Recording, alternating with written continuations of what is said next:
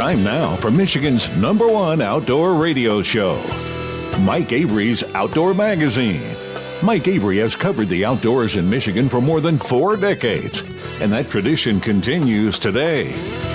Outdoor Magazine is brought to you by Jay's Sporting Goods, the Eider Insurance Group, Angler Quest Pontoons and Polar Craft Boats, the Forward Corporation, Primal Tree Stands, Security Credit Union, Garber Chevrolet, Brenton USA Hunting Rifles, and by Michigan Brand Meats.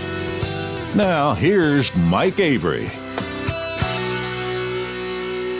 Well, thank you, Ken Hunter, for that introduction, and welcome to another edition of the Outdoor Magazine show right here on the Outdoor Magazine Radio Network. More than 30 stations across the great state of Michigan, and so glad to have you along with us as we continue our journey, our venture, our adventure into the great outdoors here in the great state of Michigan, the history and tradition of hunting, fishing, shooting, and trapping.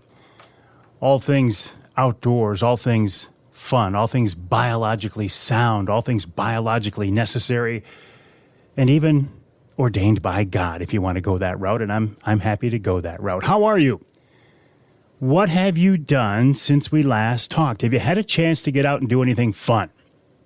I hope you have, because this is the month of Rocktober, and we're right in the middle of it now. Rocktober, in many people's minds, the best month of the year. So many different outdoor activities going on across our great state right now. Some fantastic fall fishing. Of course, the hunting seasons now are in full swing. Been getting a lot of deer pictures of nice bucks.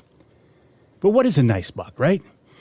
A nice buck doesn't have to be a trophy animal. It doesn't have to be a record book buck.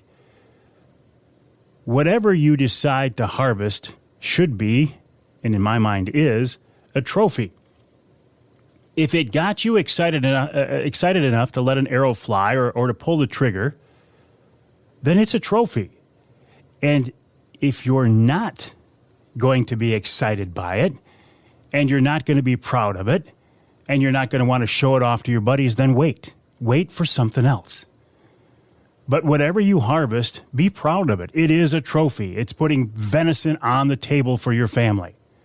You had a great experience. It got you out of the house. It got you out of the office. It got you out of the shop, and it got you into the outdoors, into the woods. Doesn't matter what we shoot, as long, of course, as it's as it's legal, right? But I have been getting a lot of pictures of nice bucks sent to me, primarily on the Facebook page, and that is my my #1 way of sharing things. I'm also on Instagram. I'm on YouTube, Twitter. Who cares? Did I say Instagram a little bit? But Facebook is. I know Facebook is for old people, right? But I have a bigger audience on Facebook, so I am more inclined to do things on Facebook because I can reach more people. And that is my goal. That's my job, to reach as many people as I can, to promote the outdoors, to talk about the outdoors, to maybe in some small way defend our outdoor lifestyle. But if you want to share pictures of your harvest, or your kids' harvest, your grandkids, or whoever, I'd love to share it. Send me an email to mike@mikeaveryoutdoors.com. That's mike@mikeaveryoutdoors.com. Attach the photo. Tell me a little bit about it, and I'll post it. There is another option. You can send me a private message on the Facebook page. It works. It's not quite as good, but it does work, so that is a backup. I haven't posted any pictures of deer that I have shot yet. It may or may not happen, right? May or may not happen. I have noticed, though, that at least in my part of the world, the corn is coming down earlier than in past years. Well, why is that a concern? Because when the corn's down, it's one less place for the deer to hide. When you've got standing corn, the deer will get in there. They don't need to leave, right? They can eat there, they can feed there, they can bed there, they can chase does in there. They've got all this cover in the middle of a huge cornfield, and they're hard to get to. Some people know how to stalk cornfields. It's something I've always wanted to do but never have. I think it's an art. Going row by row into the wind. Poke your nose out there, look right, look left. Anything bedded there? Anything standing there? Nope. Take another step, go to the next row. Works better on windy days because you're with the wind in your face, right? Because the wind and the rustling of the corn stalks covers your noise. But when the corn is down, statistically, the harvest goes up.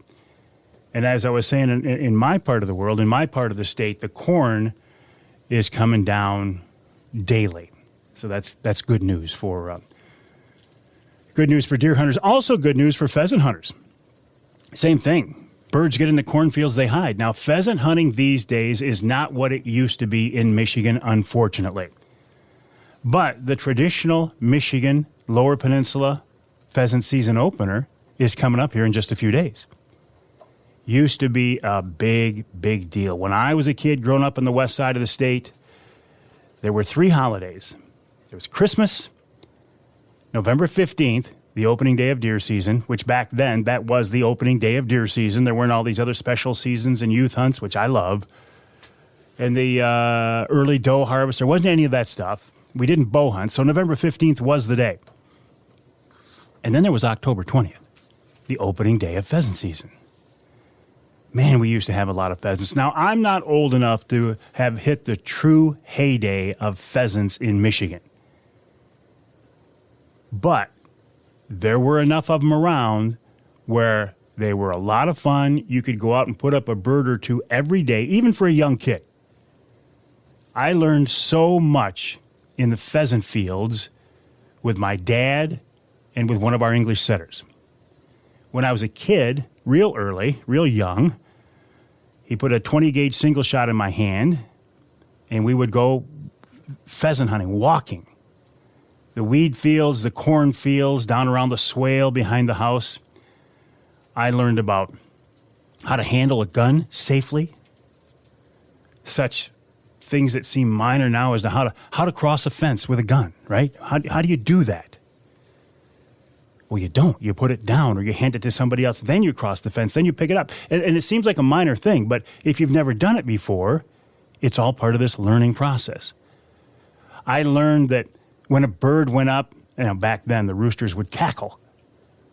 So you would visually identify the bird. Is it a rooster? Does it have a long tail? Does it have a colorful tail? Did it cackle?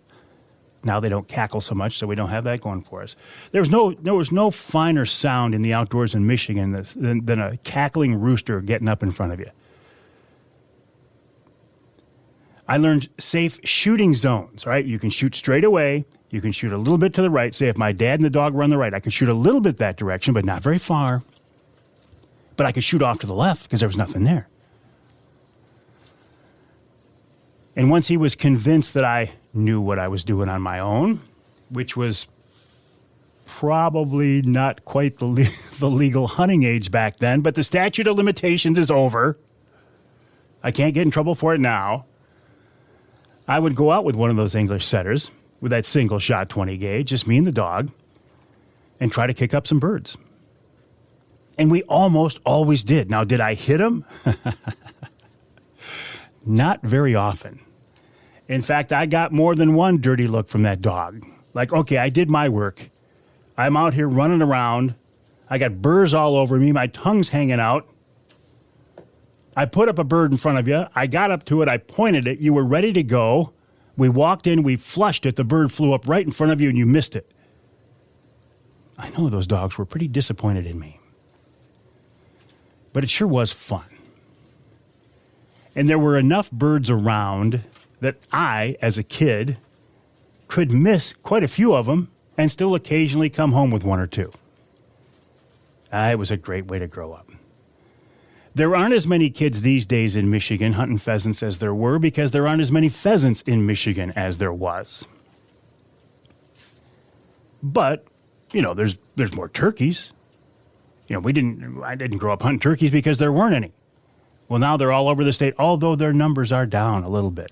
And that is a little bit of a concern. We're going to talk about that at the end of the second hour with Adam Bump of the DNR. There's more deer than there was back then. So I'm not saying that recreational hunting and fishing opportunities, I think, are the best in this state that I've ever seen in my life. They're just a little different than they were. So we as hunters and anglers just have to adapt a little bit. My website, MikeAveryOutdoors.com. I told you my email address, Mike@MikeAveryOutdoors.com. If you have a question, a comment, a concern, a criticism, something you would like me to talk about, something you're sick of me talking about, pictures you want to share, questions you want to ask, especially for the Ask Avery segment, that's the best way to get them to me, Mike@MikeAveryOutdoors.com. Don't forget, every Wednesday night at 7 o'clock, I do an online show called Wednesday Night Live. How original is that, right? Yeah, Wednesday Night Live, but that's what we've called it for so many years. It's going to continue to be Wednesday Night Live. That's at 7 o'clock on my Facebook page, on YouTube, on LinkedIn, on Twitter, not on Instagram yet. Still working on it.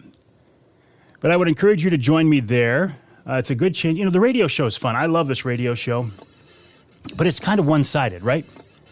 On the radio show, I talk to my guests, but you as a listener don't really have a chance to get directly involved other than through the Ask Avery segment. On the Wednesday Night Live, it is live, it's on social media, it's real time, and you can talk with me live. I'm going to say on the air, but it's online. So it's a pretty cool deal. That's Wednesday Night Live. We'll take a break here in the Outdoor Magazine show. When we come back, the story of a very, very interesting Michigan bear hunt with a very, very interesting guy. That's right here at Outdoor Magazine.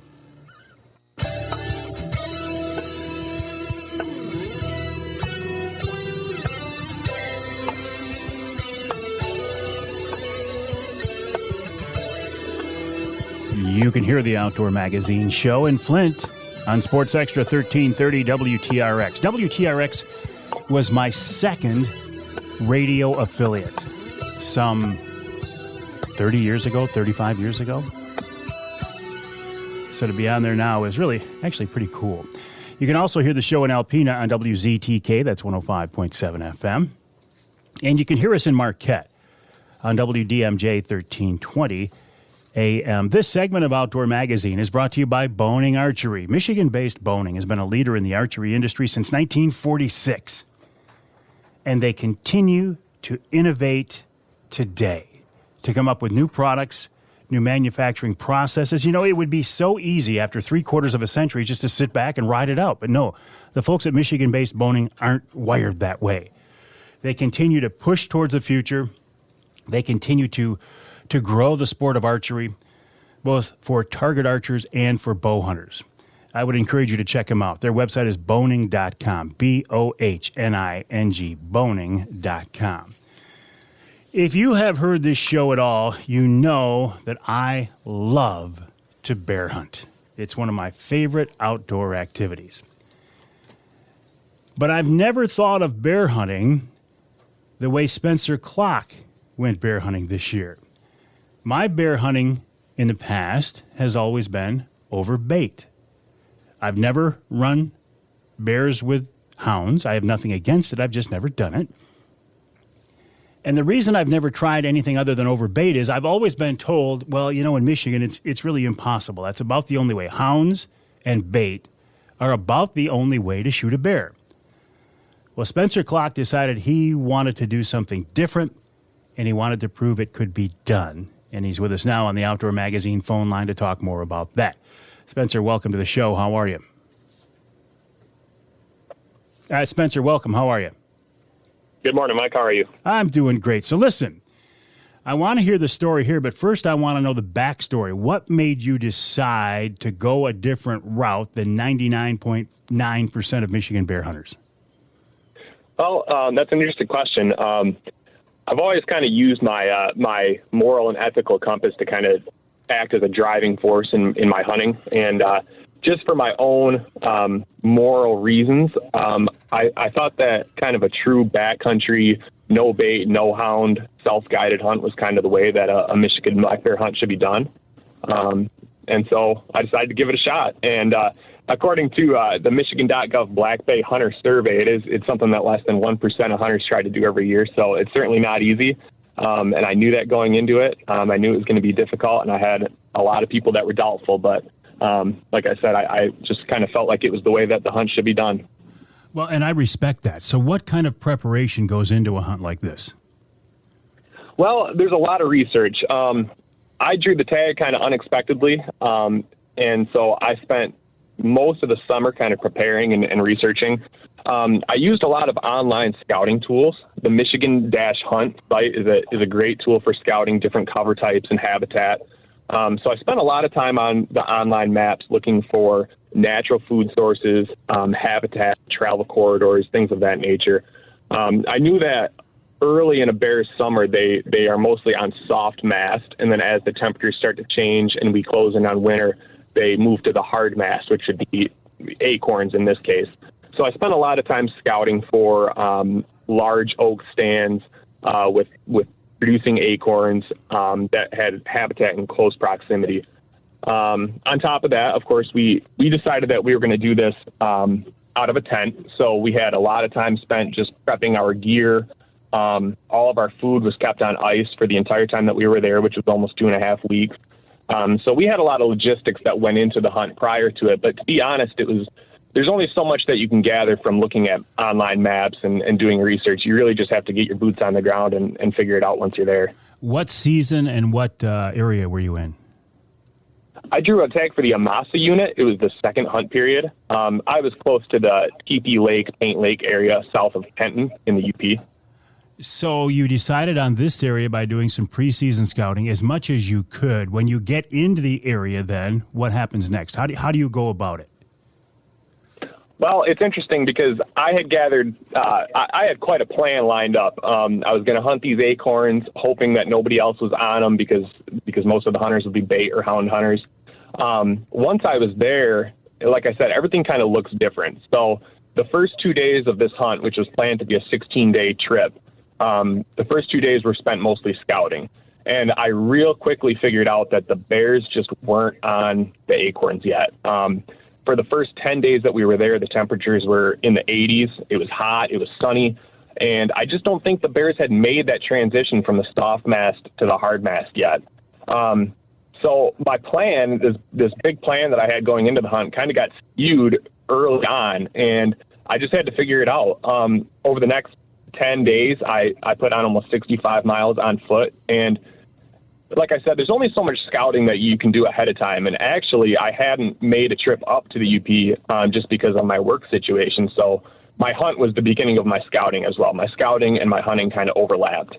So I just spent a lot of time walking, a lot of time on foot, and I was looking for sign. I was looking for areas that looked like it would hold bears. I wanted to find places that there wasn't much human activity.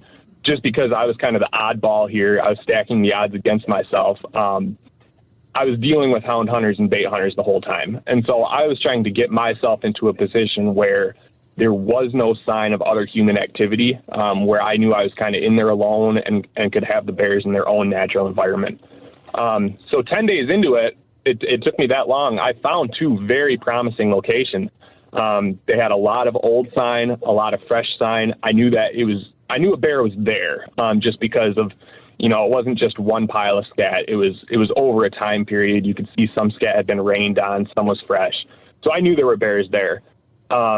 Unfortunately, coincidentally, this was on the 10th day that I found both of those spots. On the 11th and 12th days, the same group of hound hunters killed bears out of both of those locations. And like I said, those locations were pretty far off the road. They were in areas that there didn't seem to be any other human activity. So once the bears were killed by hound hunters in those areas, and I was kind of running out of days to hunt, I just had to go from there. I just had to stay optimistic and stay persistent and figure it out. Were you gun hunting or bow hunting? I was using a rifle. I'm a bow hunter at heart. That's what I love to do. But like I said, I knew I was already kind of stacking the odds against myself. And so I brought along, this is really neat, I brought along my grandfather's Winchester Model 100. It's a semi-automatic 308. It's just an old gun, an old woodstock gun. It's got an old scope. and I love hunting with it. Oh, that is cool. So you get these areas. Are you still hunting these areas? Are you setting up in a ground blind made out of brush to ambush them as they come in, or what's the setup? It was a combination, to be honest. I spent a lot of time still hunting, just creeping through the woods. And I think that was more so for scouting purposes. Like I said, my scouting and my hunting kind of overlapped. So I spent a lot of time on foot, but I wasn't just tromping through these areas. I was just real slowly, quietly, I'd spend a day in each one of these areas that I wanted to look at. And I was looking for all sorts of things. I was looking for sign. I was looking for bear activity. I was looking for habitat, food, and good trees to set up in. So once I found some spots that looked good, I did do a fair amount of tree stand hunting. I had a climber with me that I packed in. But for the most part, it was just a combination of the two. If I found a spot that looked good, I would sit up in it for a couple days and hunt it out. And are these all-day hunts? Are you hunting dawn till dusk? Dawn till dusk, yes, sir. Spencer, you are hardcore. So, were you able, in that part of the UP, were there days that you didn't see other people, or did you have interaction with other hunters every day? Pretty much every day, I did not see another hunter. What I was looking for was trucks by the road. I was using the OnX mapping system, so I was able to look and see where trailheads were, where old logging roads were, and I'd park my truck up by the road because, of course, this is national forest that I'm hunting, so you can't have any motorized vehicles. So I was mostly looking for other vehicles by the road, signs of hound hunters parked on the road. I don't know that I ever encountered another hunter while I was actually out in the woods. I was getting myself back in pretty deep, but there were times that areas that I wanted to go in and look at had a truck by the road or had a group of hound hunters by the road, and so I just avoided those areas altogether. So did you come back to your tent camp at night, or did you take your gear in with you and camp way back in the bush? I wound up staying every night at our main camp. I had my 70-year-old father with me, which is just a really cool aspect of the story. So he kind of tended camp the whole time. But I was prepared to do an overnight stay. I had another tent with me and all my gear in case I had to stay overnight if I got myself back in pretty deep or something. But every night I did wind up going back to our main camp. So 10 days into the hunt, these two areas you found, the hound hunters come in, they take bears out of there. Then what's next? What do you do next? Well, I think the whole moral of the story is just to stay persistent and stay optimistic. So to be honest, I mean, I was a little bummed. I knew that these spots had taken me so many days to find and they looked good. And I remember being just a little bummed that the bears were taken out of there, but you just got to stay at it, stay persistent, and stay optimistic. So I just kept to my game plan, which was keep pounding the ground and looking for new areas. On about the 12th day into the hunt, the weather had turned. So I mentioned that it was really warm, really sunny for the first, for most of the trip. On about the 12th day, the weather turned and temperatures were in the 40s in the day. They were in the low 20s at night. So it was cold, it was raining, it was wet. My hopes were that kind of sudden cold snap would have the bears back or have them transition to the hard mast, which would be the nuts, the acorns, things of that nature. So for the last several days of the hunt, as I was kind of running out of time, these spots that I had found were blown out by the hound hunters. I just transitioned back to hunting the hard mast. And on the final day, I wound up hunting a large oak stand that was actually the very first place that I scouted and the very first place that I hunted. It was just loaded with acorns. It had a pretty large swamp back behind it, so I knew there was habitat. I hadn't actually seen any sign there, but I knew that those acorns would bring those bears in. Hang on, Spencer. We got to take a break here. We want to hear the rest of this story and how it turned out. Is there a website or a Facebook page? Is there someplace online that people can read more about this, Spencer? Yeah, absolutely.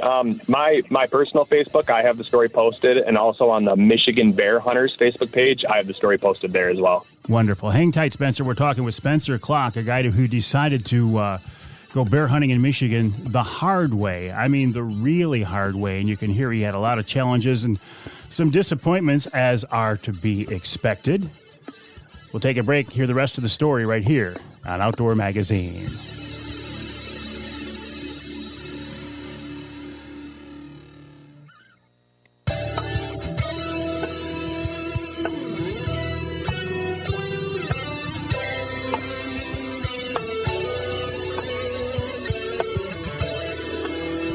You can hear the Outdoor Magazine show in Battle Creek on 95.3 FM WBCK. You can hear us in Port Huron, WPHM 1380 AM, and in Iron Mountain on WMIQ 1450 AM. This segment of Outdoor Magazine brought to you by Versa Skins. Just change your skin for the season you're in. Why buy multiple sets of hunting clothes?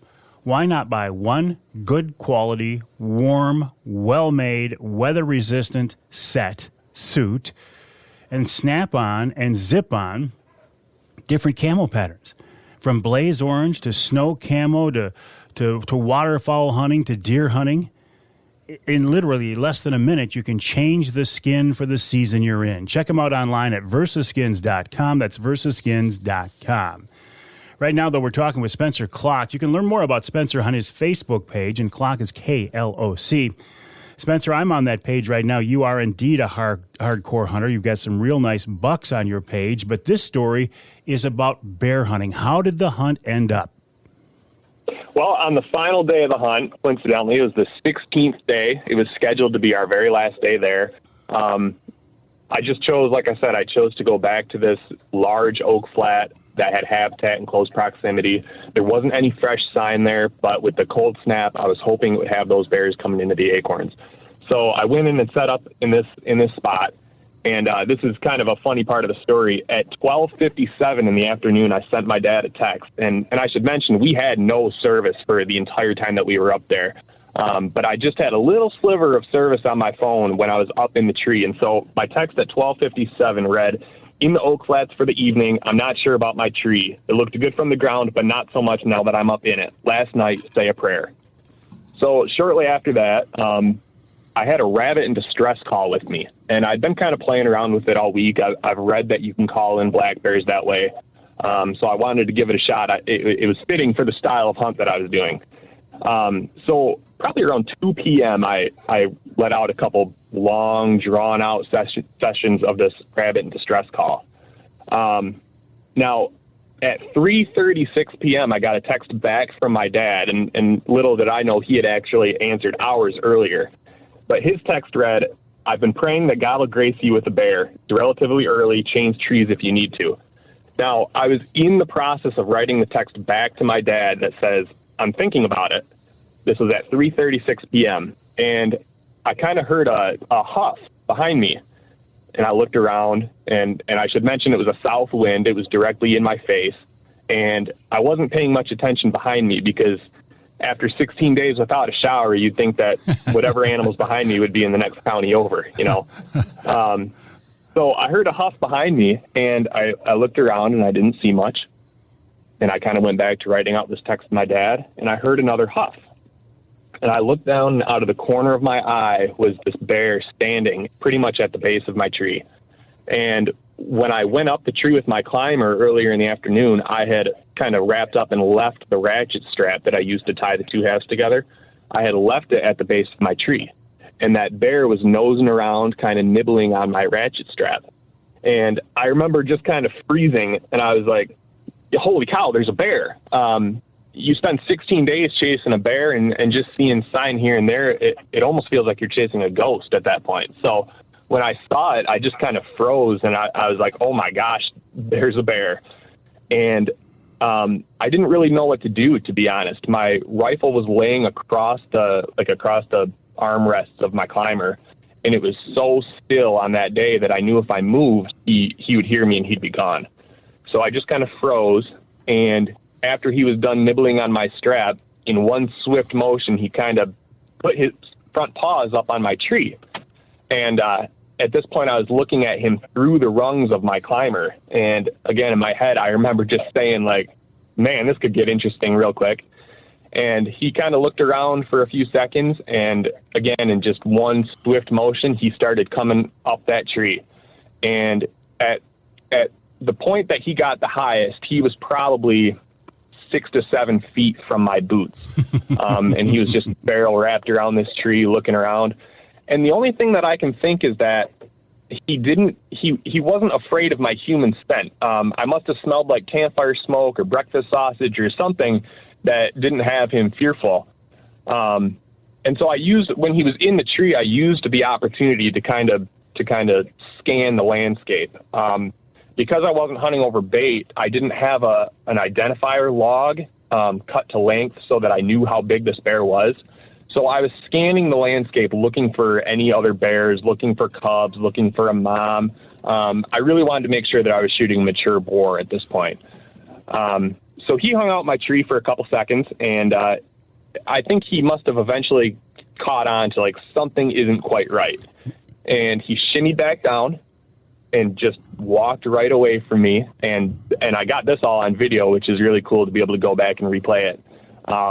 But he walked away, and he got to about 36 yards and gave me a perfect broadside shot. And I thought I put a great shot on him.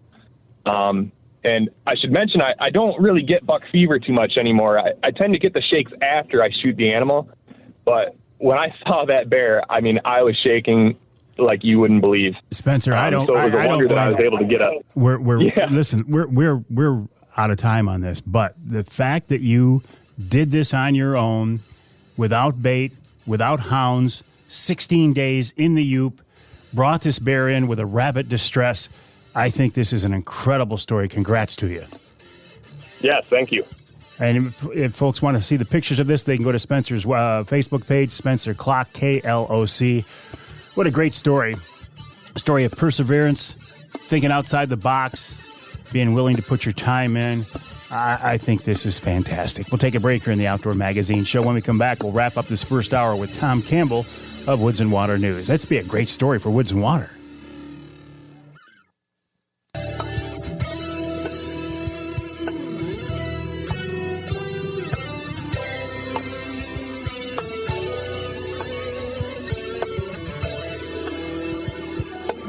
You can hear the Outdoor Magazine show in Caro on WKYO 1360 AM, also WIDL 92.1 FM. You can hear us in Houghton Lake on the Twister 92.1 TWS, and you can hear us north of the bridge in the Sioux on News Talk 1400 WKNW. This segment of Outdoor Magazine brought to you by Rapid River Knives. I have a Rapid River knife in my pocket right now, as I always do. I would encourage you to check them out. They make a great knife, handmade by craftsmen in the UP.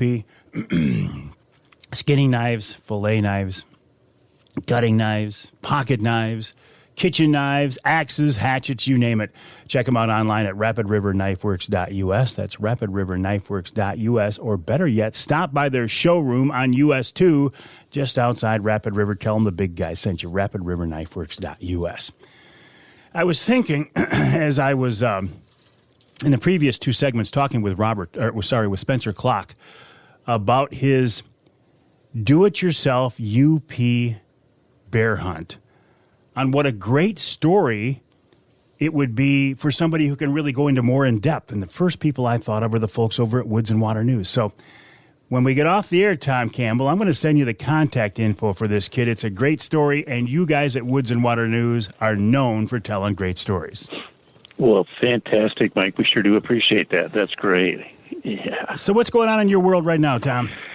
Well, I tell you, Mike, we have been busy getting that November issue out to the newsstands for everybody to pick up. They should be able to find it while they're listening to us this weekend, hopefully, and get them prepared for the great deer hunting that's about to come up, or the great fishing, as Kenny Darwin points out. You might have to take a day off of deer hunting and go after some steelhead, because he's predicted some fantastic steelhead fishing in November, so you don't want to miss that. And the same with Mark Romax pointing out that there is some fantastic monster lake trout out there to be had in the month of November and early December too. So we got some decisions to make, I guess. We got to plan we got to quit working. That's the problem, right, Mike? We got to quit working.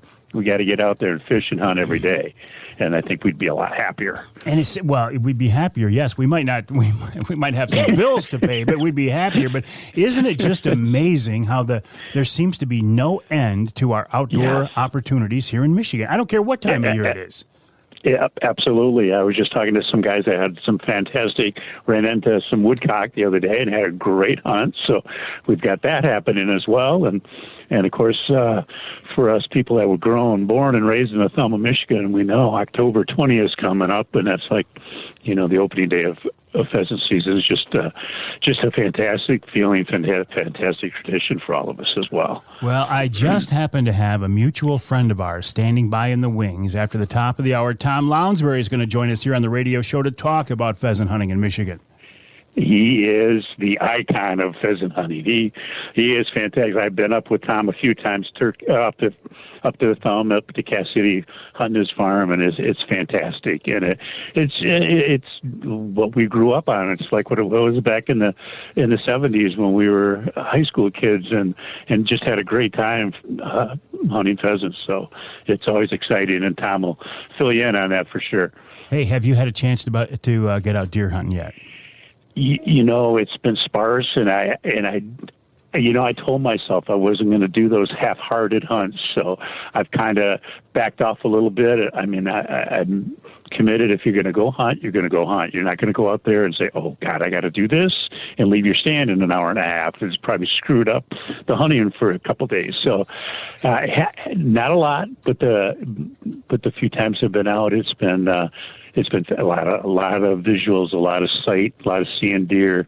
Nothing within range yet, but that's always exciting, just seeing deer and getting an idea of what's going on out there. So we've been doing that a lot. Are you doing most of your deer hunting now downstate by you, or your place up north? No, most of it downstate, Mike. It's just so much easier, and so, and not that there's a lot more deer, but yeah. And when we get a chance to go up north, we make it a great time, and it becomes more of a traditional camp, and with all that great camaraderie that goes with it, and downstate's more individual, more I'm doing this. This is what I'm after. This is what I'm doing. So we've got the best of both worlds, really. So it's fantastic. Well, I'm looking forward to seeing this November edition issue. I always use the wrong term, but I'm thinking November. Boy, it's got to be nothing but deer hunting. But as you say, a lot of great fishing as well. Where do we find Woods and Water News, Tom? You can find it on the website, of course, at woodsandwaternews.com. And our Facebook is always strong. And your favorite outdoor sporting goods should have Woods and Waters on the newsstand by this weekend. And hopefully every fast or convenience store or gas station on your way up north, or wherever you're going to your favorite hunting spot or fishing spot, stop in and pick it up as well. Woods and Water News, a Michigan outdoor tradition. Congrats, Tom Campbell. Keep up the good work. Thank you, Mike. We'll take a break here for the top of the hour. When we come back, we will talk with a Michigan pheasant hunting icon, Tom Lounsbury. Again, the website for Woods and Water News is woodsandwaternews.com, woods-n-waternews.com. And actually, I'm already setting up some texts and some emails here to get Spencer Kloc in touch with the guys at Woods and Water News, and also Richard P. Smith. I think Richard could do a wonderful job with that story about this self-guided hunt. And I was texting Spencer. There's actually more to this story than we had time to talk about. I can't wait to hear the rest of that. So we will take a break here. My name is Mike Avery. Thanks for joining us on this edition of the Outdoor Magazine Show. And we'll talk to you more after the top of the hour right here on Outdoor Magazine.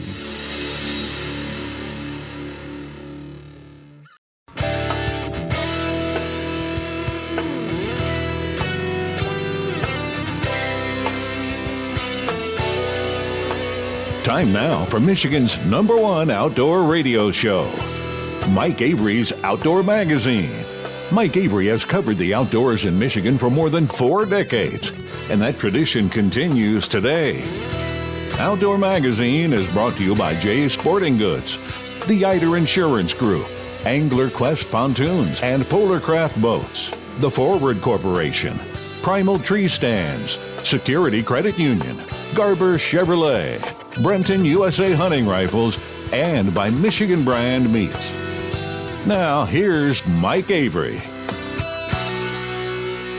Well, thank you, Ken Hunter, for that introduction to hour number 2 of this week's Outdoor Magazine radio show, right here on the Outdoor Magazine Radio Network. on more than 30 radio stations across the great state of Michigan. I say this every week, and it probably means nothing to you, but it does to me. First and foremost, Outdoor Magazine is a radio show. It is scheduled, recorded, produced, syndicated, and distributed as a radio show. And I think the best way to listen to it, if you can, is on your local AM or FM station. The radio shows get the content first before the podcast version is uploaded. Yes, there is a podcast version of the radio show, but everybody has a podcast. I make this distinction because there are very, very few statewide syndicated outdoor radio shows here in Michigan, even the country. So I do make that distinction. But isn't it nice to know if you can't hear the content on your local radio station, because maybe they don't carry all 3 hours, or maybe you live in some part of our state not covered by the broadcast signal. Isn't it nice to know that there is a podcast version available? You can hear that podcast on my website, MikeAveryOutdoors.com. You can hear it on my Facebook page. You can hear it on Amazon Music, Audible, Twitter, LinkedIn, Apple Music, the whole gamut. I mean, right on through, right? Spotify, TuneIn, Stitcher, Odyssey, even on YouTube. Yes, there is a video version of the audio show on YouTube. I would encourage you to check it out if you're interested. Also, listen, as long as I'm taking time out to do a blatant promotional, some self-promotion here, I also do monthly podcasts for offshore tackle, angler quest boats, primal tree stands, and polar craft boats as well. In fact, when we're done here in the studio recording the radio show, we will do this month's Angler Quest podcast, featuring a guy you know well here from the radio show. His name is Lance Valentine, so keep an ear out for that one. Okay, on to hour two. I was saying earlier in the show that when I was a kid growing up, this was a very, very special time of year. October 20th, the opening day of pheasant season, rivaled the opening day of firearm deer season. Here in our state, in some parts of our state, over the years, we've gotten away from that somewhat, and that's a little bit sad. But there is a guy who is working hard to keep that tradition alive. In fact, Tom Campbell of Woods-n-Waternews just a few minutes ago called him a Michigan pheasant hunting icon. And he is. His name is Tom Lounsbury, and he's with us now on the Outdoor Magazine phone line. Tom, how does it feel to be called a Michigan pheasant hunting icon? I'm very flattered, very flattered. But I agree with Tom. I think. Listen, I think it is a very justified title. Well, thank you. Thank you. I grew up in it. Actually, the October 20th this year marks 70 years for me going out into the field. In 1952, it was the first year they had it on October 20th. Prior to that, it was October 15th. The first pheasant season in Michigan was in 1925, and it was on October 15th. But they had moved it to the 20th to assist farmers, getting their crops in more and being able to participate more. And you and I remember when the 10 o'clock in the morning start was official. Well, that was so farmers could get their chores done. Back when we were kids, a lot of farmers had cattle and everything. And anyway, that was that. But my mother took me out with her on October 20th, 1952. I was 3 years old. I'm aging myself here. And I was her pooch. And while all the hunters were going across the hayfield, she took me into the orchard just west of the farmhouse and got her 2 roosters, and then we were back. So anyway, but I grew up with that atmosphere. Our yard on October 20th looked like the county fair parking lot with all the vehicles there, all these hunting dogs of every description. Oh, what a memory for a kid! And I'll tell you, frosty air with the smell of fresh gun smoke on October 20th. Oh, I live for it. 70 years of an October 20th Michigan pheasant opener. Congrats, Tom. That is so cool.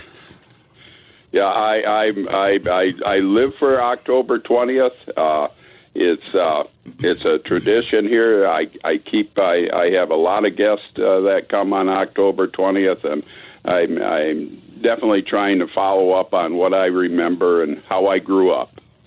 Well, and this farm you talked about hunting when you were a kid is the farm you're on now, isn't it? Oh, yeah. I'm fourth generation to own it, and I have a good portion of it put into conservation programs. I have roughly 107 acres it's prairie grass and conifer perimeters that are shelter belts, and I went with warm season prairie grasses, which is anywhere from chest high to over your head, and it makes pheasant hunting really interesting. Well, how were you able, and you may have just answered this, but how were you able to keep pheasant hunting alive on your piece of heaven there when across much of the rest of the lower peninsula, it's kind of, I don't want to say gone by the wayside, but it certainly isn't what it was years ago? Oh, no. When you and I were kids, there were a lot of small farms, and there weren't herbicides, that would clean everything up. And the farming techniques took a big change in the 60s and herbicides came out. I mean, when you and I were kids, cornfields were actually, you could hunt cornfields because there was enough weedy cover in there that the birds were in there. But now they're just clean, and birds still go in there, but it's not like what it used to be. There were a lot of cow pastures, farm lanes, and fence rows. With all the farms being smaller, there was a lot of fence rows. All this added up for the pheasant, which is a private sector bird, basically. And anyway, all of a sudden, that was all gone. I can remember school being closed on October 20th from when I started kindergarten. By the time I got to junior high, everything was changing. And I remember the hunters started slowing down and coming, and then eventually they didn't come at all. But I can remember when I was a kid when all the rooms were sold out in the hotels, and there were even hunters sleeping in their cars because they couldn't get a room, and it was quite the festivity. In fact, right up until the early 60s, small game hunters outnumbered deer hunters in Michigan. But that took a change with the fall of the pheasant because the popular small game animal was a pheasant. You said an interesting term that a pheasant has become a private sector bird. Now, that kind of goes against the grain of what people like the pheasant, I forget his name, help me out. Pheasant Hunting, Michigan Pheasant Hunting Initiative with yes. Ken Dalton? Ken Dalton, yes. That kind of goes against the grain of what those guys are trying to do, right? Point. Because of the private land and all that, the public hunting land is, a good area. It's still a good area. Here in the Thumb, we have, different spots that are state game areas, and they're excellent for pheasant. We got a number of mini game areas. I know of a couple that are really good for pheasants. And but now with the MPHI, you need to have a pheasant hunting license in order to go on any public land in the lower peninsula, and that includes the half acres. And I buy one. I support Ken's program. I think that's a good thing, but it allows a whole bunch of hunters to get together on public land and go out and have a decent pheasant hunt. I think there are only 9 game areas right now that are open to it. I would like to see a lot more. I have my pheasant hunting here on my farm, but not everybody has that opportunity, and I think what the MPHI is doing is a good thing. I fully support it. But for me here on my farm, I don't need a pheasant hunting license, but I get one anyway because like I say, I know some other spots. But I just, I promote my area for hunting. I invite a lot of guests. I take a lot of folks out hunting on my farm. I like sharing it. Pheasant hunting is a group activity. I could just keep it all to myself, go out with my good dog, and keep it all to myself. But I grew up with sharing it. Now, would I open it up to the public? Of course not. Today that would I don't want my yard looking like the county fair lot because I got X amount of acres where when I was a kid and they did that, they could go on other farms and everything else. It was quite a festive occasion. Tom, listen, a couple of points. We got to take a break here, but a couple of points I want to follow up on after the break. So let's start thinking this direction. I'm not looking for an answer now, but why did this concept of put and take not save pheasant hunting?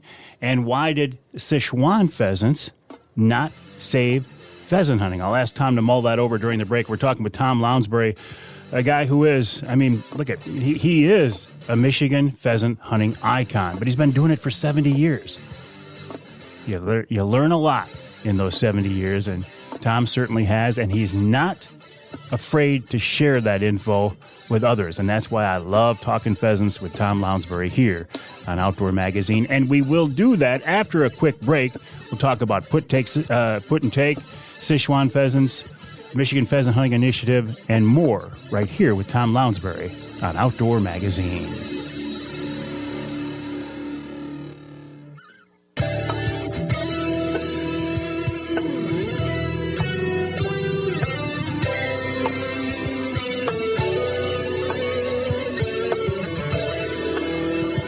You can hear the Outdoor Magazine show in Sheboygan on Big Country Gold, WCBY, 1240 AM, 100.7 FM. You can hear us on 98.5 WUPS in Houghton Lake, a blowtorch powerhouse station. Glad to be on WUPS. I'm glad to be on all of our more than 30 affiliates, including WTCM in Traverse City, that's 580 AM. This segment of Outdoor Magazine is brought to you by Brenton USA, Michigan-made Brenton USA, AR-style, highly accurate, tough, dependable hunting rifles that could change the way you look at hunting. They're made in Michigan, in Lansing, just down the road from the governor's office, which I chuckle to myself every time I think about that. They come with a lifetime guarantee. How many things in life are guaranteed for life? Not many, but the folks at Brenton are so confident that they are making a high-quality, highly accurate rifle that they are willing to stand behind it. I have a Brenton 350 Legend that I absolutely love, and I'm looking forward to using it during the Michigan deer season. Check them out online at BrentonUSA.com. That's BrentonUSA.com. You can see them at Jay's Sporting Goods. I'd like to see you go there. Go to Jay's, check them out, order one from Jay's. If you can't do that, go to the website, BrentonUSA.com. That's BrentonUSA.com. Use the promo code Avery and get $100 off. How cool is that? BrentonUSA.com. We're talking now with a good friend of mine. He has been dubbed today officially a Michigan pheasant hunting icon. But those of us who know him have known that for a long time. His name is Tom Lounsbury. Tom, you said you've been hunting pheasants on October 20th for 70 years. Let me get your thought on a couple of things. Why did the put-take program not save Michigan pheasant hunting? That was actually, they were doing what is happening now with the MPHI. They were releasing them on state game areas, and this was during the early 70s. And if I remember correctly, the DNR was even raising the pheasants and taking them out. And I can remember local hunters tell me how they would follow the DNR truck right to the game area, and when they released them, they'd get out and start hunting the pheasants. And it was similar to going, after chickens or something like that. But I never took part of it. I've only hunted wild pheasants here on my farm. I have gone to game preserves to train my dogs, but other than that, the pheasants I hunt are truly wild pheasants. And anyway, it just kind of petered out. They were, throwing them out there, and it eventually just petered out. Well, I think one of the good things about the Michigan Pheasant Hunting Initiative is that it's kind of secretive, right? They don't let people know where they're going to be releasing the birds. It's after hours. They do the release. They don't say when they're going to do the release. And what they're getting is really quality pheasants from game breeders. They worked it out with them. We're talking quality birds. And pheasants, I don't care if they're pen-reared or what, are naturally flighty birds. But the quality that is going out for the MPHI is good. It's secretive. It's not like the old put and take. A lot of people call it like the put and take, but it's no way in comparison in how they're doing it. And you have, You don't know when the birds were put there and everything else. And I really fully support the program. I think it's going to instill an interest in, not only pheasant hunting, but small game hunting. Small game hunting is the Rodney Dangerfield of all the things. Don't get no respect, yes. Yeah, yes. It gets no respect. And deer is number one in Michigan.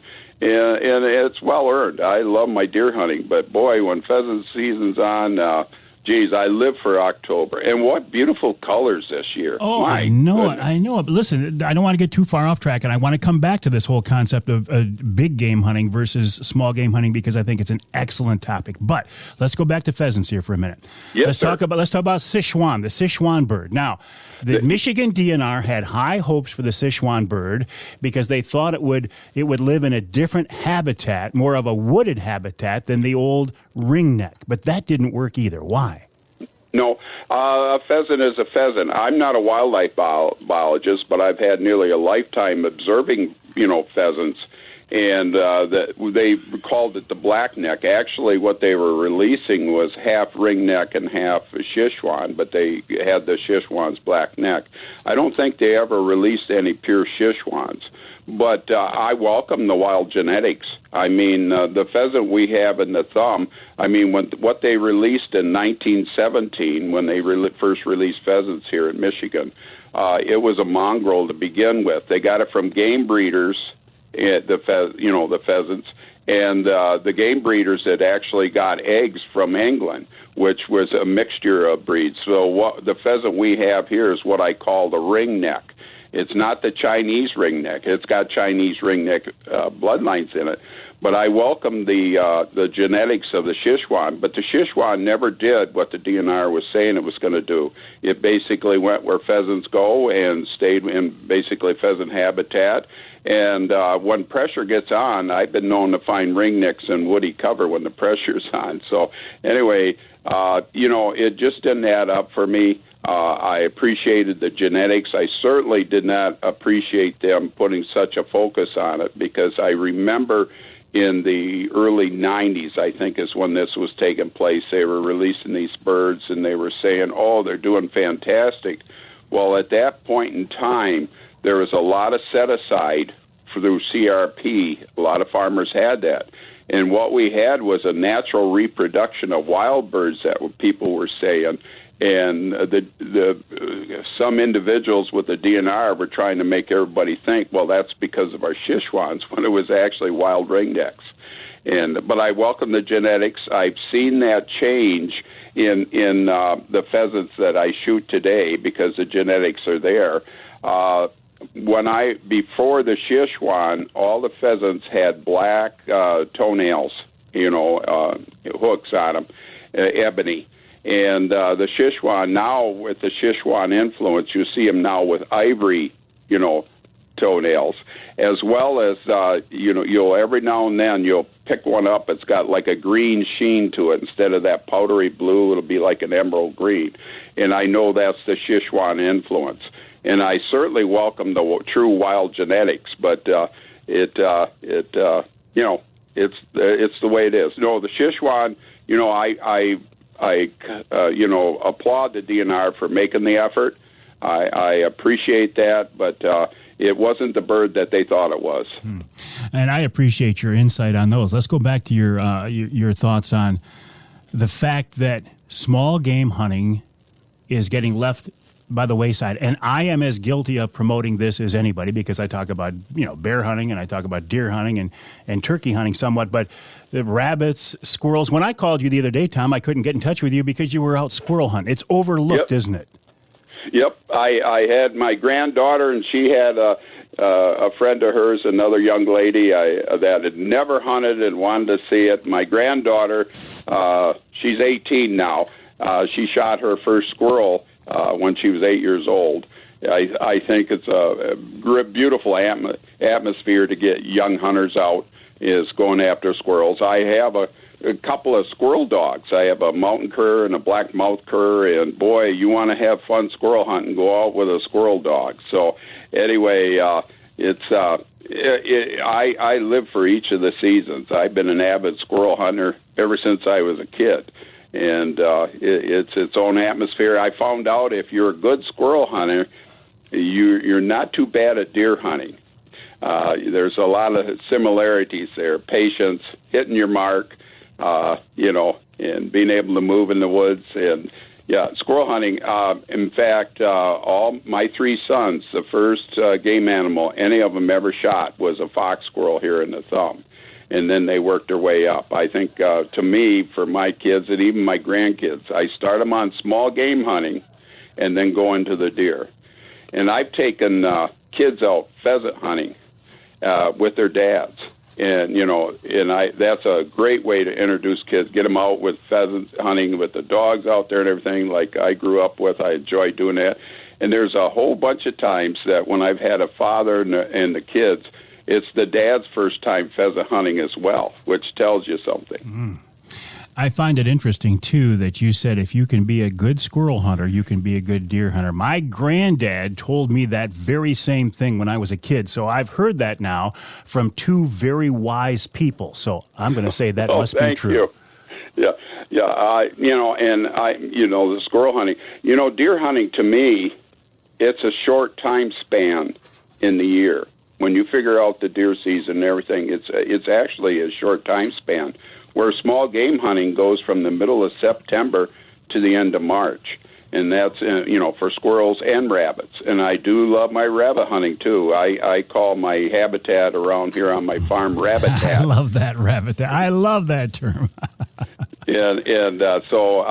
But basically my focus is on my farm here is on the pheasants, and I don't worry about rabbits and that until towards Christmas time is when I like to go after start going after the rabbits because there's so much to do in Michigan during the fall. I mean, when it comes to all the hunting activities and the offerings, and I just love being a Michigan resident. No, and you're a great proponent. I got almost out of time, but I got to ask you, can we ever get pheasant hunting in Michigan back to, we can never get it back, I don't believe, to what it used to be, but can we improve it? Can we get it back to more towards the old days?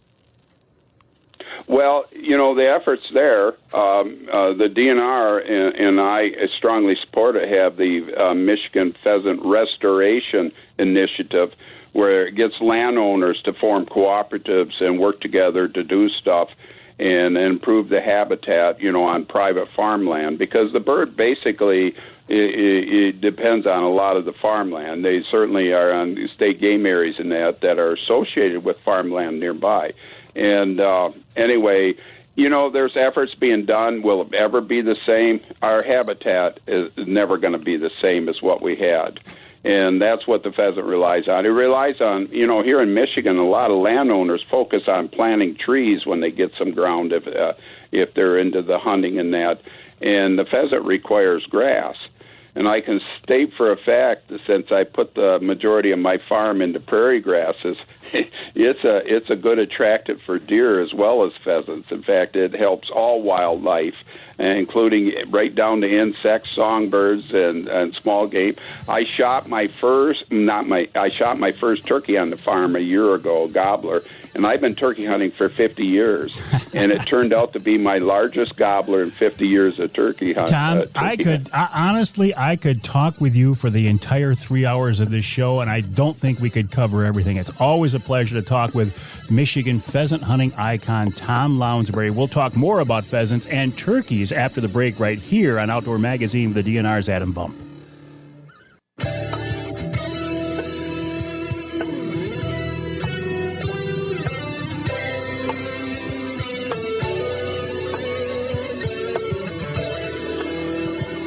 You can hear the Outdoor Magazine show in Holland on WHTC AM and FM, 1450 AM, 99.7 FM. You can hear us in Ludington on News 97.98, 98.7 WLDN. And you can hear us north of the bridge in Manistee on WTIQ, 1490 AM and 95.3 FM. This segment of Outdoor Magazine brought to you by the Linwood Beach Marina and Campground. Linwood Beach can be your year-round Saginaw Bay fishing destination and your Mid-Michigan Tracker and Angler Quest headquarters. I can tell you right now, though I have not been out there personally, I have a lot of reports of a pretty good perch bite going on Saginaw Bay. You could use Linwood Beach as your jumping off spot. Also, for your fall waterfowl hunting, Linwood Beach has some great launch facilities. And if it's time to put your boat to bed, they can winterize and store your boat as well. Check them out online at linwoodbeachmarina.com. Well, we spent much of the hour talking about pheasants with the Michigan pheasant hunting icon, Tom Lounsbury. We want to continue on this pheasant theme with Adam Bump of the DNR. Adam, welcome back to the show. How have you been? Not too bad. How about you? I've been doing real good, real good. Have you had a chance to get out and do anything fun, or has it been all work for you? Mostly work. I've been out a few times doing some bird hunting and some bow hunting, but not a lot. Not as much as I'd like to be doing. Well, that seems to be the theme for a lot of us these days. Anyway, what's our topic at hand this time around, Adam? Sounds like we're talking pheasants. Well, October 20th, boy, traditionally, at least it used to be a big day in the outdoors, the traditional opener of the Michigan pheasant season. Pheasant hunting has changed in Michigan, but there are some efforts to try to at least renew the interest, right? Right. We've got a couple things going on that are pheasant-oriented. So we've done, I think we're in almost our 10th year of a habitat coalition, so a group of partnerships that are together trying to get more habitat on the ground. We've been doing a lot of grassland management on our state game areas, so we're kind of taking a habitat approach with that project. But there was also legislation that was passed a couple of years ago that created a new public land pheasant license, and the funds from that money are being used to release pheasants on some select game areas to provide pheasant hunting opportunity, like you said, to kind of renew that interest and that spark related to pheasant hunting. So what role does habitat play? I've heard for years that we're never going to have birds, no matter how many of them are put out there, until we get the habitat back. Do you agree with that, Adam? I think if you're looking at trying to have large, sustained populations throughout the southern part of the state, like we had historically, the heyday of pheasant hunting in Michigan was probably anywhere from the 40s through to maybe the 70s. That's probably what you're looking at. So our habitat efforts are looking at core areas of the state where we still have decent wild pheasant numbers, and trying to make sure that we can bolster those areas, make sure we can get more connected habitat. And then, some of our partners are some of the federal agencies that do programs like the Conservation Reserve Program that puts active agricultural land into grassland habitats, and looking at trying to promote those programs so that we can still maintain pheasants. But it's unlikely that those habitat initiatives are going to bring you back to the heyday of Michigan pheasant hunting. I got you. So long-term, big picture, habitat is certainly important, but in the short term, in specific areas, you can try to generate interest by putting birds out there. Right. That's the idea behind the program, is that you would have be able to get people that remember those days back when there were a lot of pheasants, and it was October 20th was just as significant as November 15th, and let them try to relive those memories, but also give others a chance to get out and just try upland bird hunting, where their chance of success is pretty high, experience what it's like to hunt pheasants on grasslands, and maybe just get them interested not just in pheasant hunting, but in small game hunting or other forms of hunting as well. These days, whenever the topic comes up of putting birds out there in the wild, I always hear from people, that's never going to work because we've got too many predators. We have more predators than we used to. They're going to eat the birds. Any truth to that? Your reaction to that? Well, I think most studies that I've ever seen about trying to reestablish pheasant populations by doing releases of reared birds has shown that it hasn't been effective in recent years. Michigan a number of decades ago tried doing a Sichuan program, so a different type of pheasant that we thought would be more adapted to the conditions in Michigan. That program didn't do very well, and so most of the releases that are designed to try to enhance and increase wild populations are not generally successful. So this program is only releasing male birds. It's only releasing birds during the season, and the specific intent is to provide hunting opportunity, not to try to bolster or build natural wild populations. Adam, I appreciate that. Your title now is Upland Game Bird Specialist, right? Right. I've shifted duties over to upland game. I still have my fingers in the fur bearer world, but we're transitioning out of that and into just upland game birds. All right. With that in mind, can I ask you to stick around and answer the Ask Avery segment as we talk about fall turkeys? Absolutely. All right, we will do that. We're talking with Adam Bump of the DNR, Michigan.gov/DNR, Michigan.gov/DNR. He has graciously agreed to stick around and help us with the Ask Avery segment, this time around talking about fall turkey numbers. That's right here on Outdoor Magazine.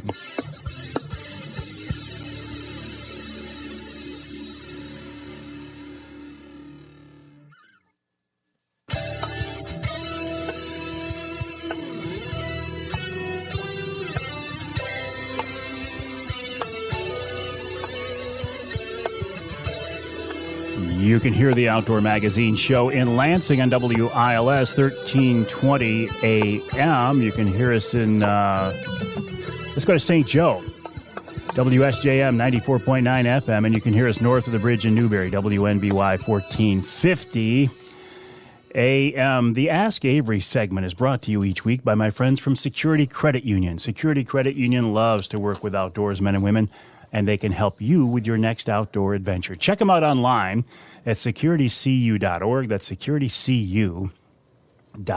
The way the Ask Avery segment works, this is your chance to get involved in the content of the show, the programming of the show. All you have to do is send me an email to Mike at MikeAveryOutdoors.com, Mike at MikeAveryOutdoors.com, and tell me what it is that you would like answered. It can be something you would like me to answer directly or to pass along to somebody else. In this case, John, and I'm going to say it's Zebik, and John, I apologize if I mispronounce your name, but John Zebik sent me an email, and he's talking about fall turkey numbers.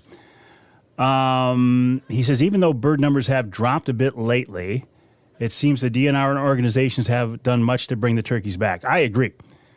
The DNR and other organizations are responsible for providing us with a wonderful turkey population. I am concerned, though, because anecdotally, I have seen bird numbers drop. So John Zebik says his question is, how are bird numbers calculated, and does the DNR see a time where hunt areas could extend to more over the northern lower for the fall season? Can the DNR or others do anything to increase numbers?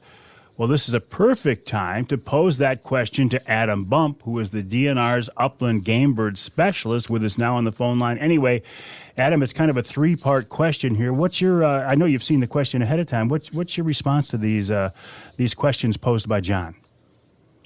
I think those are a lot of good questions that turkey biologists across the country have been exploring. So I'll try to kind of take those questions apart a little bit. Michigan has populations that the most recent analysis that we've had has suggested that populations are relatively stable, but that's also occurring at a time after decades of very significant increases, where our population, after we reestablished turkeys, we had populations that increased pretty significantly, and now they seem to be stabilizing. But what we're seeing in most states is that turkey populations are beginning to decline, and there's been quite a bit of research that's being done to look at the causes for that. Michigan's been delving into that issue as well, and we're currently in the process of updating some population models, looking at using different analyses for the data sets that we currently have to try to get a better handle on how our turkey populations are doing across the state.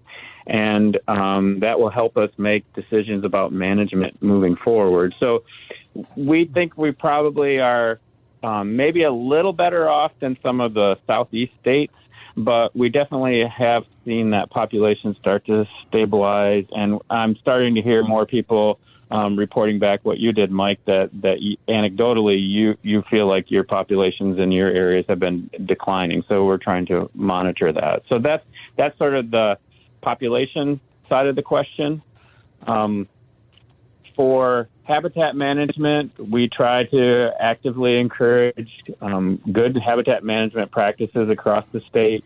There's a number of organizations that have worked on private lands and on some public land spots in northern Michigan to provide usually fruiting shrubs and things that can keep above the snow line where you're able to provide food. And when you get to the northern 2/3 of Michigan, it's snow depths in the winter that can cause the biggest problems for turkeys. So trying to provide habitat and food for them during that time of year is pretty important.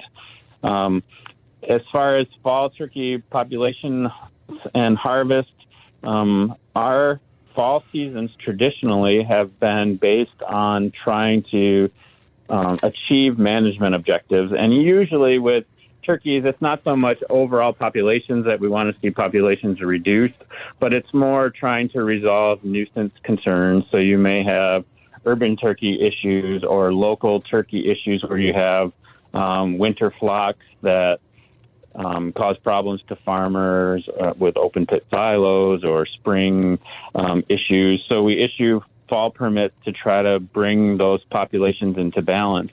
But what we've seen over the years that we've done the fall turkey season is that we don't take a lot of turkeys in the fall.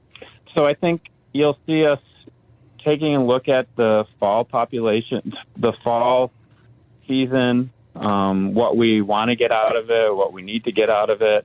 That's going to include, can we offer more opportunity if we're not negatively impacting the population, as well as looking at if turkey numbers are declining, do we need to reevaluate areas that have a fall season, because we don't want to add to any potential declines with turkey populations.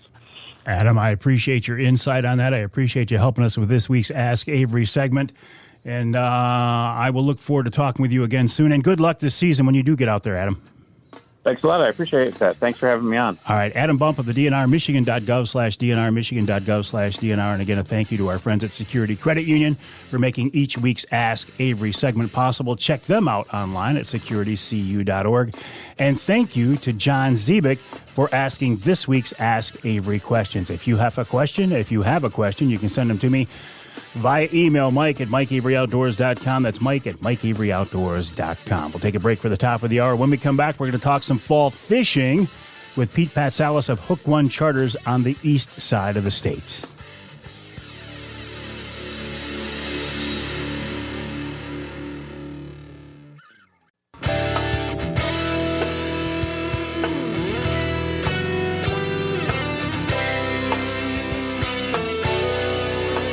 Time now for Michigan's #1 outdoor radio show, Mike Avery's Outdoor Magazine. Mike Avery has covered the outdoors in Michigan for more than 4 decades, and that tradition continues today. Outdoor Magazine is brought to you by Jay's Sporting Goods, the Eider Insurance Group, Angler Quest Pontoons and Polar Craft Boats, the Forward Corporation, Primal Tree Stands, Security Credit Union, Garber Chevrolet, Brenton USA Hunting Rifles, and by Michigan Brand Meats. Now, here's Mike Avery.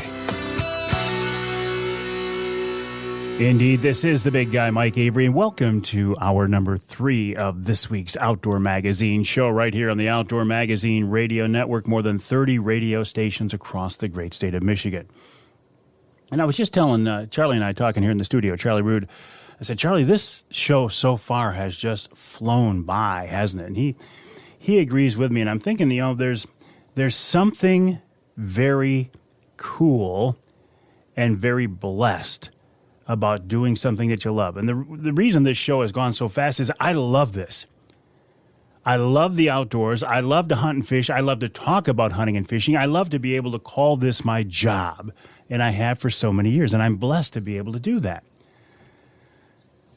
So far, we've been talking about a lot of hunting, right? A little bear hunting, a little turkey hunting, a little deer hunting, a little small game hunting. Let's turn our attention now to fishing. There's some great fall fishing in Michigan. Pat Salas of Hook One Charters. I have a feeling that Pete loves what he's doing as well. He's a young guy in the business of the fishing business, and he's doing very well. I've talked to him before here on the radio show. I have talked to him before on the Polar Craft podcast. I find him to be an interesting guy, and that's why I invited him back, and he has graciously agreed to join me again. Pete, welcome back. How are you? Good, Mike. Good, man. It feels good to be back. Hope everything's well with you and the crew at the studio. Oh, everything is good. But since we last talked, you've had changes in your life. It's been busy. I see a lot going on for you. Yeah, man. It hasn't really stopped. You know, we opened the bait shop last April 5th. So the bait shop here in Marine City has been really busy. The charter season, it's been the busiest season it's been. I ended up getting married this year, had a few friends get married, so we squeezed some weddings in the chaos. It's been awesome. Well, I hope you planned those weddings around the fishing season. We did. I actually got lucky, too. For my honeymoon, we were down in Cabo, and we hit the Dorado / mahi-mahi season pretty perfect. So we caught a lot of fish down there. It was slow fishing up here, and now it's all starting to pick back up, and we're home, and we're back for it. I've been to Cabo as well. We fished marlin down there. That's a wonderful experience, but it's always nice to get back home and enjoy what we have here in Michigan. Yeah, I mean, we've talked about it so many times, but it's so hard to beat what we have in Michigan. Nothing's very far away. I mean, I'm all the way on the east side of the state. A quick drive over to the west side, and there's salmon. I mean, we've got everything over on our side. Our river finally hit 60 degrees this morning. Which is awesome to hear for the walleyes. And then Lower Lake Huron's been cranking out some silverfish, which has been really, really cool to see the last couple of weeks. Pete, you mentioned your bait shop here. Tell me more about that, because that's quite a thing for a young guy like you to risk everything on this business, put it together. But you're in the right spot, right? You're in the right spot. You got good people behind it, and I hear it's going very well. Yeah, it's going awesome. You really well, first off, you can't really beat the spot. So St. Clair River it's 42 miles of waterway that connects Lake Huron and Lake St. Clair. I know we've talked about it. You can find me right in the middle in Marine City. I'm located just north of the boat launch, which is perfect, so guys can pull their boats up right there and do it. And you talk about risking everything, and I don't usually like being dramatic, but yeah, man, my fiance and I at the time sold our house. We moved upstairs to the apartment above the bait shop, and we turned it into a lifestyle. And it's been awesome, man. There's only a few other bait shops located on the river. We're really the only full-time one within 15 miles of where we're at, which is, me and my buddy, we call it a shame just because there's such good fishing here. But at the same time, it's, a golden opportunity for us to do what we love. For this area specifically, I think it's nice that they can see a lot of the nuances of fishing, a lot of the newer baits that are coming out, the new rods, the new reels. We stay up to date on all that stuff. Like I said, it's a lifestyle. You know how it is doing what you love. You mentioned it coming into the segment. So it's been very promising. We're a year and a half in. We just got a booth for the Novi show this winter. So hopefully everyone that goes to the show that's not really around the Marine City area can come visit us. We've got some really cool stuff coming up. And you said you're glad to see the water temp come down in the river. Why is that? Our river seems to be very seasonal, migrational, I guess you could say. If the water temperatures aren't quite there, the fish aren't quite there, the bait's not quite there. So for us, water temperature is a big thing in the spring and in the fall. See, you talked a lot about hunting. A lot of guys, they go to their hunting trips, whether they're in a tree stand or in the marsh, or they're hunting bear, or they're out west hunting elk, or whatever they're doing, they're hunting. So the boat launches are pretty empty, and it makes for some phenomenal fishing. And now our water temperature just hit 60 degrees. We look for sub-60s. And we're starting to see a lot of bait. We got a lot of emerald shiners showing up, a lot of shad showing up, and some really, really good walleye reports coming in now. The thing about that river outside your window, yeah, we talk about walleye, but silverfish, muskies, bass, sturgeon even. You've got everything right there. Yeah, the sturgeon season has been a pretty remarkable one. Like I mentioned earlier, I had a lot of stuff going on this fall, so I haven't been able to fish them as much as I like to. But when we've gotten out, we've had some really good success. There's been some very big fish caught this year. Quite a few fish, like over 3 feet around, not 3 feet long, 3 feet around, 36, 37 inches of girth. A lot of fish over 70 inches. We've seen a couple fish over 80 inches this year, which was really cool to see. So the sturgeon fishery's been killer. Like I said, the silver fishing's been good. Lower Lake Huron's been turning up some cohos. Those Atlantics that we've seen planted a few years ago are coming back. We've seen a few kings caught. The perch fishing and the pan fishing, Mike, has been phenomenal around Lower Lake St. Clair and around Lower St. Clair River and Upper Lake St. Clair. So it's been really cool starting to see all this stuff settle in for the fall, hopefully. I'm thinking about an 80-inch sturgeon. How much is that fish going to weigh? Well, you're looking at, one weight in. The one that came in that was 72.5 inches by 37 inches was right around 150 pounds. Oh, my goodness. So you add another 8 inches onto that. I mean, you're looking at probably 160, 170 pounds. Wow. Modern-day dinosaur. Yeah, modern-day dinosaur. That same fish that we're talking about that's 160 pounds is probably, excuse me if I'm off on this, but I'm willing to bet it's in that, 40, 50, maybe even 60 years old. It's an old fish. Just to kind of show where we're at, I caught a 65-inch fish last year that was tagged, and at 65 inches, it was 33 years old. And they don't grow fast. No. But I've got to imagine that fish is over 40 years old that they're pulling in the boat. And it's just unbelievable. You can see them when you pull them out of the water. Armor plated, built for feeding, built for sensories, finding their food, staying away from predators. So they're an awesome fish, and we're lucky to have them right here. Well, and the thought of catching a fish older than the angler is pretty cool. That's one of the coolest things. Like when we got the paperwork last year, I didn't even really think about the age of the fish. Like you catch all these fish and let them go. And I've never really thought about the age of them. And then you get the paperwork back. So the DNR does a tagging program that tracks a lot of these fish. So if anglers catch fish, they can report the number that's on their tag, similar to like what waterfowl hunters do. So you can send in the number on the tag, and then they'll send you all the information. They'll send you how old it was, where it was tagged, when it was tagged, how old it was when it was tagged, who's caught it before, how many times it's been caught. It's really cool to get that information back.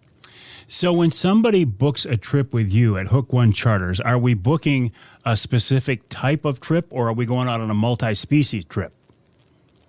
It all depends, Mike. Honestly, it depends, one, what they want to target and what they want to go for. Two, it depends how much time we have, because I'll get guys that want to do multi-species trips. Hope that lawnmower wasn't too loud. Sorry about that. That's fine. We'll do multi-species trips, and if we have enough time, if we book like a 3/4, if we go 6 to 8 hours out there fishing, we'll go chase some walleyes. We might get into some smallies and then finish the night on some sturgeon. If I got people that are coming over here, they specifically want to check a fish off their bucket list, we'll chase them. Being in an area that we're in, and especially the time of year that it's in, our customers have a lot of freedom to choose kind of what they want to do and how we can make it work for them. All right, so if I book a trip with you right now, what are you going to recommend? What's hot? What's going to be hot? I'll tell you what, if you booked a trip with me, it would depend. First off, it would depend morning or night. Sturgeon, they do bite during the day. Typically, we like to do those a lot in the evening. So if you've got an evening and you want to go and you want to pull on a big fish, we're going sturgeon fishing. We've been catching more than one fish a trip, which has been really good. Typically we're shooting for 3 or 4 a trip. So those have been real good to us. The perch fishing's been real good. If you want to go out during the morning, we'd go out and chase some walleye and some perch. Smallmouth fishing's been good, but right now you're getting into a time of year where September and the beginning of October, they move a lot. So it's really hard to pull up on a school of fish and pound them. A lot of that is hunting them down over bait or over weeds and moving. So ideally, we'd do some walleye perch, and if you had a night free, we'd go do some sturgeon. Man, that sounds so cool. Go out after a fish that you can, like you're going to put on the table in the freezer, perch and walleye, and then that night go after a living dinosaur. So cool. Listen, Pete, hang tight. We've got to take a break here in the Outdoor Magazine Show. We're talking with Captain Pete Patsalis of Hook One Charters, his website, hookonecharters.com, hookonecharters.com. He's on the St. Clair River in Marine City. Check out his bait shop as well. Pete's an interesting guy. He's a young guy. He's enthusiastic. I find it very exciting to talk with him and to hear his enthusiasm.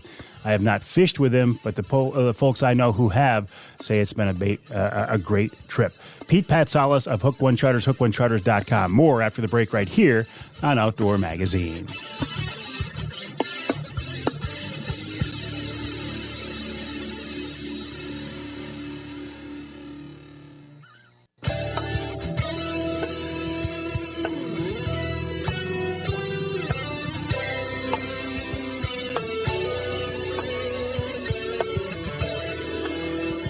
You can hear the Outdoor Magazine show in Manistee on WMLQ 97.7 FM. You can hear us. Sorry, a little frog in my throat. You'd think I would have gotten rid of that during the break, right? Never works out that way. Everything's fine during the break. I go to open my mouth. Charlie cracks the mic open. It's like, not real professional. I apologize. You can hear us in Escanaba on WCHT 600 AM 95.3 FM. Those are just some of our more than 30 affiliate stations. This segment of Outdoor Magazine, by the way, brought to you by MUCC's On the Ground program. OTG, as it's called, is a program to improve habitat for fish and wildlife across the state. For details, check out the Michigan United Conservation Club's website, mucc.org. That's mucc.org.